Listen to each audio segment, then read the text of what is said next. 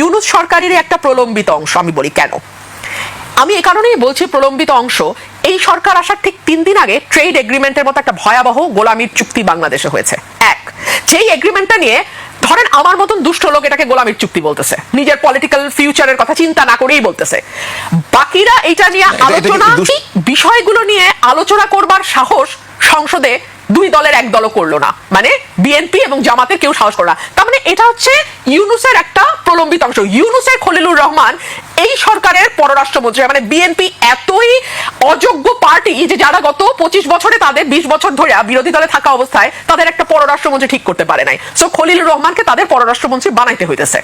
চিন্তা করেন এইটা ইউনূসের অংশ, যে সরকারের তথ্য উপদেষ্টা ডক্টর জাহিদুর রহমান বলছে যে না না, আমরা বিশ্বাস করতে চাই যে ইউনূস সরকারের সময় শিশুদেরকে হত্যা করার উদ্দেশ্যে টিকা বন্ধ হয়েছে, বিষয়টি এমন নয়।